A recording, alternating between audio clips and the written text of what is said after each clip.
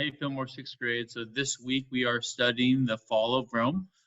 This assignment is a Flipgrid, and how this is going to work is I will post this video you are watching now of me basically giving you the rundown of the fall of Rome. And I'll take you through this website I have here and touch on some of the important facts, and I'll end it with a question, okay? That question will be responded to via Flipgrid in Google Classroom. Okay, so the fall of Rome. We all know Rome was a very strong, influential empire. Okay, they had great leadership, economy, trading, and they were especially advanced in their government design. Okay, that's what really held them above the others when we come to rating these ancient civilizations. So the peak of Roman power, if hopefully you can see this on your screen and you can kind of follow along, okay? The peak of Roman power. Rome reached its peak of power in the 2nd century around the year 117 AD under the Roman Emperor Trajan, all right? Then began the gradual decline or the falling of Rome, okay? So the fall of Rome didn't happen in a day, it happened over a long period of time. Basically happened in 500 plus years. 500 to 600 years is what it took from its peak to actually declining and dissipating. Okay, so some of the things that caused the fall of Rome to begin. The politicians and rulers of Rome became more and more corrupt. So the word corrupt means it refers to the emperors and the leaders of ancient Rome basically stealing money from the people. They were making taxes higher and they were taking more of those taxes for themselves. They would also do things like pay off their military. They would pay off their military to make them happy so they would defend them better. Now, when they were doing that, they ended up printing and minting more money than they needed to, which hurt the economy. There was infighting and civil wars within the empire. Those are things that you'll see on your vocabulary worksheet. But civil wars, those are fights within your own people. There were attacks from barbarian tribes outside of the empire, such as the Visigoths, Huns, Franks, and Vandals. The Roman army was no longer a dominant force. Now, what that is referring to is the Roman army initially was a very it was large and unified, and they fought together and they covered the entire empire with the same goal. But as the empire declined, the Roman troops they split up into subgroups, and those subgroups split up into subgroups.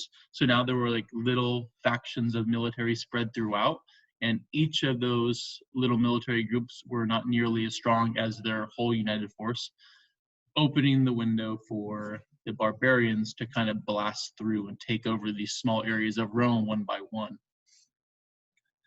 And the last one here, the empire became so large it was difficult to govern.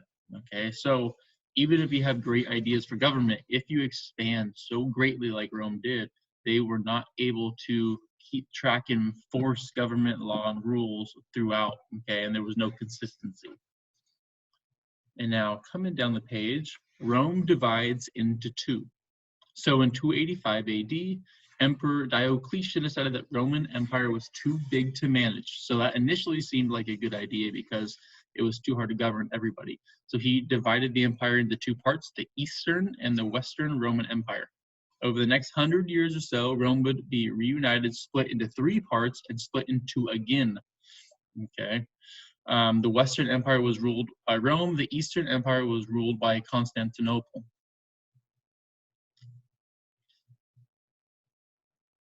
And taking you down here, the city of Rome is sacked.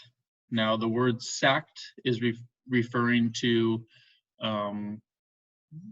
like being taken over or being stomped out or being smashed, okay? They basically were taken over and defeated. The city of Rome was thought by many to be unconquerable. However, in 410 AD, a Germanic barbarian tribe called the Visigoths invaded the city. Okay, they looted the treasure, killed and enslaved many Romans, and destroyed many buildings. That was the first time in 800 years that the city had been taken over. So barbarians, they were rough, savage people. Obviously, if they came through, they took their money and wealth and they just killed and enslaved basically anyone who tried to get in their way. So they were very savage, very barbaric. And Rome was so strong up until this point. It had been 800 years before this moment of being taken over. So these Germanic barbarians were a really tough force to reckon with, and they were coming in hard for Rome. Now, as Rome falls, okay, it looks like 476 AD, the Germanic barbarian tribes were still there, and their ruler at the time was Odoacer, who ended up taking control. Okay, he became king of Italy and forced the last emperor of Rome, Romulus Augustulus, to give up his crown. Many historians consider this to be the end of the Roman Empire and the beginning of the Dark Ages. Okay, so the Dark Ages is basically when the barbarians take rule of Rome and all of the Mediterranean Sea and surrounding lands. Now, you have to remember, barbarians are savages, okay? They're savages, they're rough, they don't like law and government. So everything that the Romans had worked towards and advanced is kind of been thrown out the window, and now there's no government, there's lack of economy and consistency, and freedoms are being lost, so there's no laws to follow.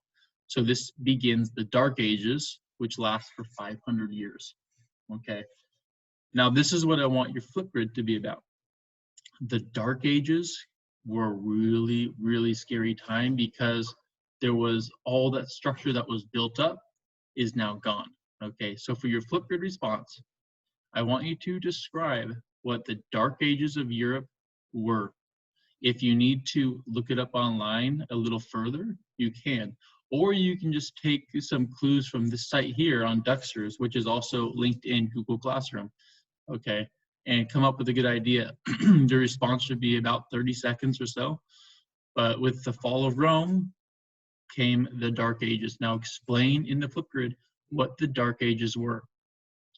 All right, and just try to use the keywords like barbaric, savages, lack of government, lack of law and order, and that should get you through the Flipgrid. Feel free to go back through this website that's posted in Google Classroom to revamp and read this again. It just takes you through the fall of Rome a little bit and takes you right to the Dark Ages. And for this Flipgrid, go ahead and discuss what the Dark Ages were. All right, guys. That should be it. And good luck.